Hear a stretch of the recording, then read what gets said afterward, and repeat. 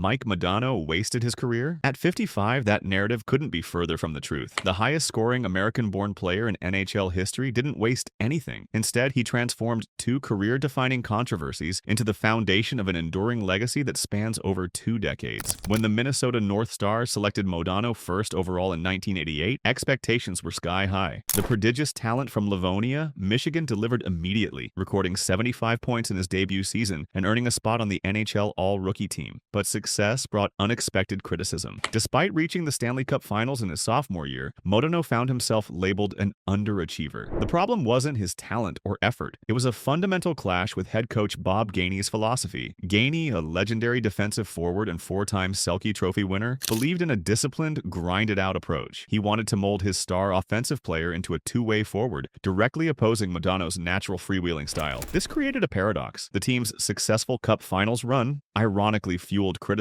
of Modano's individual performance. Fans and media expected their first overall pick to dominate the score sheet, but the system wasn't designed to maximize his offensive output. The perceived underachievement wasn't a player failure, but rather individual disappointment within a defensive-minded framework. Gainey's rigid coaching methodology stemmed from his own successful playing career. His personal reputation was built on dependability, discipline, and a punishing playing style. As coach and general manager, he was described as tenacious and meticulous, believing his defensive philosophy gave teams distinct advantages against more rugged opponents. The friction between player and coach represented more than personal conflict. It was a philosophical disagreement about winning and player development. Gainey initially protected Modano by using him only in scoring situations, but this strategy ironically stunted his growth into a complete player. The heavy-handed approach frustrated Modano but laid crucial groundwork for future success. What makes this story fascinating is how both men were right in their own ways. Gainey understood that hockey was evolving toward a more structured, defensively responsible game. Players could no longer rely solely on individual brilliance to dominate. Meanwhile, Modano possessed rare offensive gifts that seemed diminished under such strict systems. The tension created a perfect storm of development that neither fully appreciated at the time. The Minnesota years taught Modano valuable lessons about sacrifice and team play. While his point totals fluctuated, he was learning fundamentals that would serve him throughout his career. The North Stars' playoff success during this period proved Gainey's methods worked, even if they didn't showcase Modano's full potential. The coaching relationship also revealed important truths about elite athlete development. Sometimes the most beneficial growth comes from the most challenging circumstances. Modano later admitted that while he resented Gainey's approach at the time, he understood its value as his career progressed. The defensive skills he reluctantly developed became integral to his later success. Now here's where things get interesting, and I want to hear from you in the comments. Do you think rigid coaching that goes against a player's natural instincts can actually help their long-term development? Drop your thoughts below, and make sure to subscribe for more stories about hockey legends who overcame early career challenges.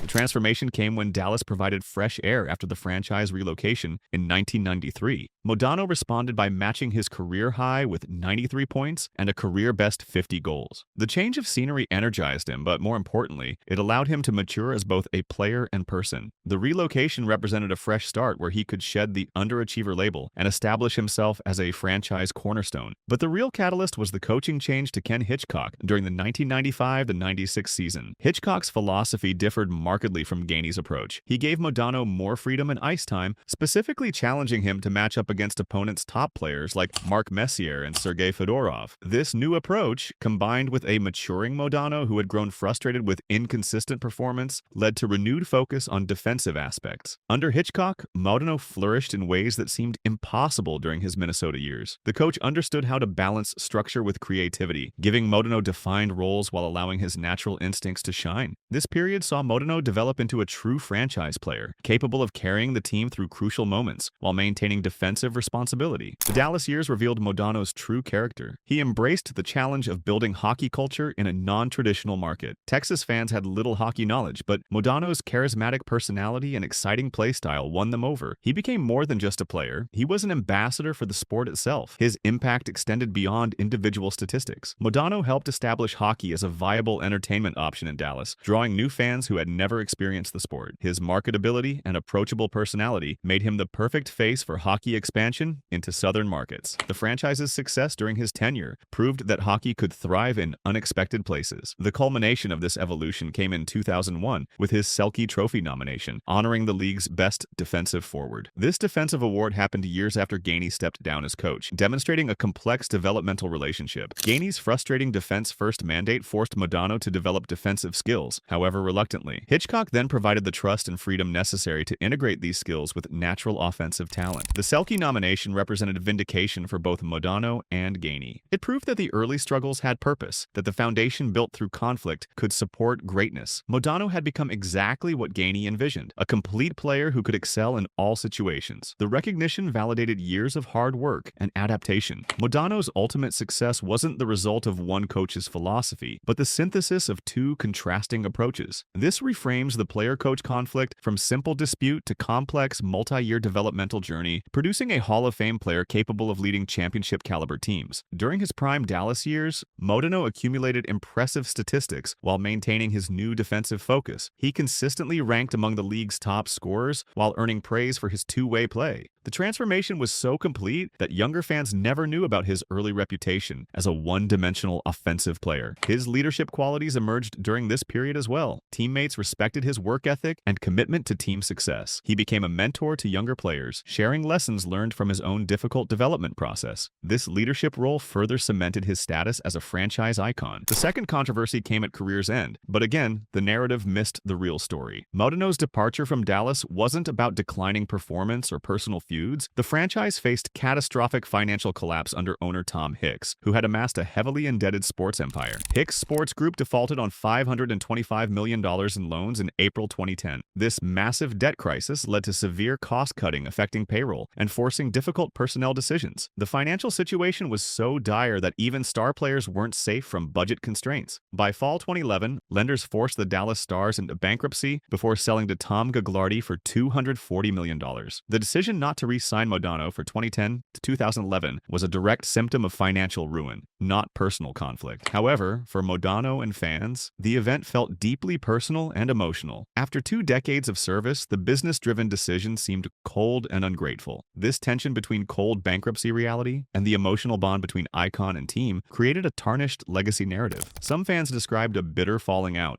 calling him petty and childish for social media comments and missing jersey retirement ceremonies. The departure left wounds on both sides that took years to heal, but deeper examination reveals contradiction between fan perception and available facts. When asked about teammate Jair Lettinen's jersey retirement, Modano spoke in glowing terms, calling the honor well-deserved and stating that playing with him was quite a thrill and the best part of his career. The financial crisis affected more than just Modano's contract situation. The entire organization struggled with uncertainty, making long-term planning impossible. Players, coaches, and front office personnel all faced job insecurity as the franchise fought for survival. Understanding this context helps explain why the situation became so messy and emotional for everyone involved. The difficult ending wasn't final. Reconciliation began with Dallas signing him to a one-day contract in 2011, allowing him to officially retire as a star. This gesture acknowledged his contributions and began healing the relationship. The process culminated in a number retirement ceremony on March 8, 2014, where his number 9 was hoisted to the rafters before a game against Minnesota Wild. This ceremony was more than simple honor. It represented public corporate and communal forgiveness and healing. Given the public narrative of bitter falling out, the organization's decision to stage an emotional ceremony served significant public relations functions, providing a platform for both sides to move past the messy departure. The event drew large crowds and emotional testimonials from former teammates and coaches. The ceremony featured appearances from key figures throughout Modano's career, including his parents, former teammates, and even Bob Gainey. This gathering symbolized the completion of a journey that began with conflict but ended in mutual respect and appreciation. The presence of Gainey was particularly meaningful, showing that old wounds had healed and both men recognized their shared contribution to hockey history. Mike Modano's journey from criticized underachiever to American hockey icon tells a story of profound adaptation. He successfully molded his game to meet demands of a new defensive-minded era, a transformation that frustrated him but ultimately made him more complete. The Selke nomination stands as testament to his evolution from offensive phenom to two-way star. His statistical achievements speak volumes about his impact. With 561 goals, 813 assists, and 1,374 points in 1,499 games, he established himself as one of hockey's all-time greats. These numbers become even more impressive considering his defensive responsibilities and leadership duties.